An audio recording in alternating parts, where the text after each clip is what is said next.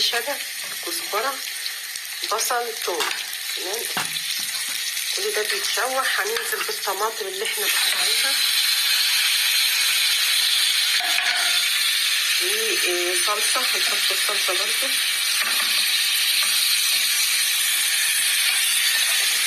اهم حاجه الطماطم دي تبقى خالص.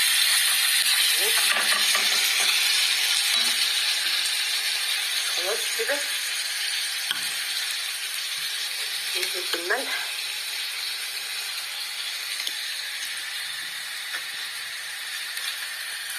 هنا كمون مطحون، فلفل اسمر مطحون، جنزبيل مطحون، 7 بهارات مشكله مع بعض.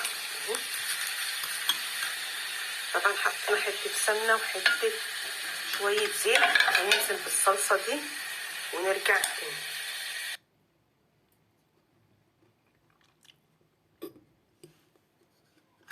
ده ورق اللفت، بس للاسف ادي ورق اللفت اهو. عندي منه طبعا راس اللفت او الراس بتاعه اللفت اهي. تمام. حطيت حته مبلوله عليه، بس للاسف في منه باظ. يعني كانت في واحده فلاحه قالت لي رش عليه شويه ميه اهي خفاف كده اهي، رش عليه شويه ميه وغطيه بحته مبلوله، فوطه او اي حته مبلوله. عملت كده ولكن للاسف باظ. ما بينفعش معاه يا جماعه الا حاجه واحده، اللي هي تحطيه في الفريزر. ده يا دوبك مجرد من يومين. حطيت بقى ميه فيها ملح وفيها ليمون و هغطس. طبعا هنا حطيت الرز يا جماعه زي ما انتم شايفين كده. الطماطم اتسبكت بالميه بتاعتها. هنحط بقى ننزل عليها بالرز مغسول اهو. نلف بس لفه كده في الطماطم، ننزل بالرز. انزل بالرز هنا وبعدين نرجع تاني اهو يا جماعه. هنا بس الايه، هنقلبه تقليبه واحده كده مع الصلصه، يتشوح بس كده اهي. شايفين الطماطم متسبكه جميله ازاي؟ نقلب بس تقليبه كده على النار ونطفي خلاص عشان ما يتهريش. نشوح كده بالصلصه والبهارات، نطفي بقى ونركنه على جنب كده، يبقى جاهز للحشو بتاعنا. خلاص كده. تعالوا بقى يا جماعه نشوفوا الميه اهي. بقى يا جماعه ادي الميه بتغلي اهي، ميه ملح على ملح وليمون اهي. ممكن عايزاها بالنار اهي. دي بقى هنحط فيها ورق الايه، الورقه طبعا.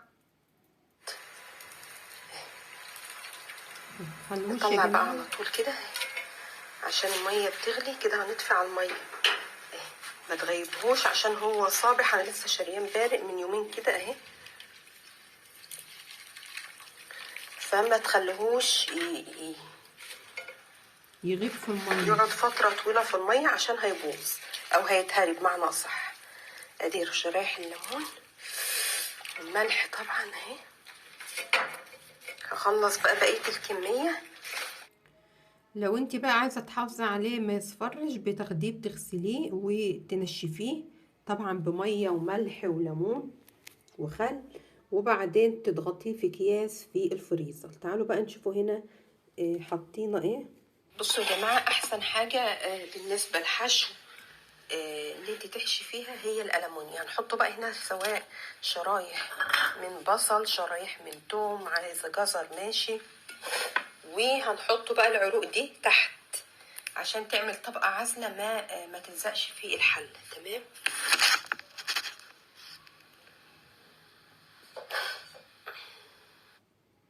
تحت طبعا احنا هوريكم بس واحده كده من الحشو عشان اقعد انا احشي براحتي. طبعا الورق اللي هو الاصفر ده هيترمي. نبتدي بقى بالورقه اللي هي الكبيره دي ممكن تعمليها على 2 وممكن تعمليها على 1. خلاص.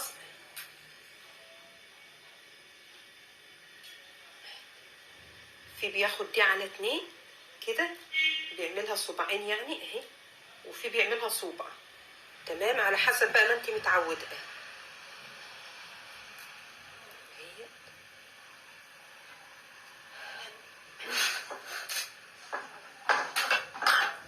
طبعا بتاخدي بسم الله الرحمن الرحيم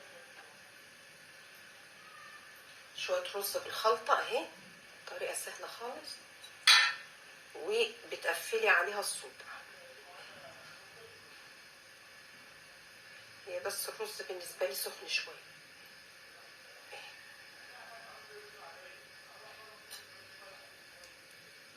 انا سايبه الرز بس يبرد شويه. هي عايزه تعمليها زي ما قلت على 2 أو 1 اهي يا جماعه. زي ما قلت الرز هو اللي سخن بس على ايدي شويه، بتلفي انتي اهي بمنتهى البساطه. ادي صوبع صغيره. تمام، هحشي انا بقى بقيه الايه كأنك بالظبط بتعملي صوبع من الجلاش. طبعا ادي الحله ما ضفتش بقى طماطم ولا حاجه عشان الصلصه بتاعتها كانت مسبكه وحلوه. بسم الله الرحمن الرحيم. زي ما انتم شايفين كده خلصنا اهي.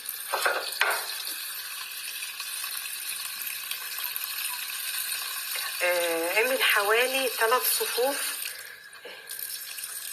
كده، 3 صفوف من الايه من المحشي. تمام. طبعا انا الملح بتاعه مظبطاه خلاص، و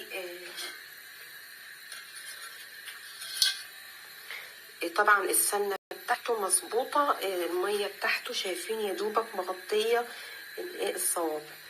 عايزه تحطي حته سمنه فلاحي حطي، تمام. عايزه تحطي شويه زيت حطي، بس انا التخديله بتاعته نفسها كويسه. هغطي عليه اول ما يشرب هنوطي. طبعا عايزه تحطي شوربه حطي هنا. اول ما بدأنا نشوفه اهو حطيت طبق. طبعا يا جماعه بسم الله الرحمن الرحيم اهي. طبعا انا حطيت طبق زي ما كلنا بنحطه عشان يشرب الميه من النص. تمام. بسم الله كده شرب الميه خلاص. هنسيبه بس يفلفل شويه. شايفين جمال اهو، هيتشرب بس من النص.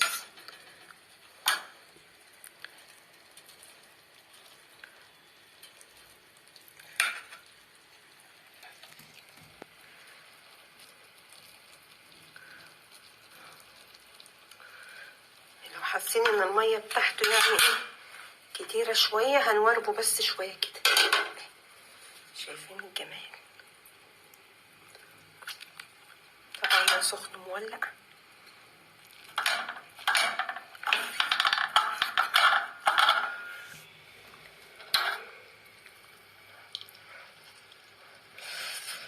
اتلدحت كالعادة يعني. روعة. اتلدحت طبعا لانه سخن مولع نار.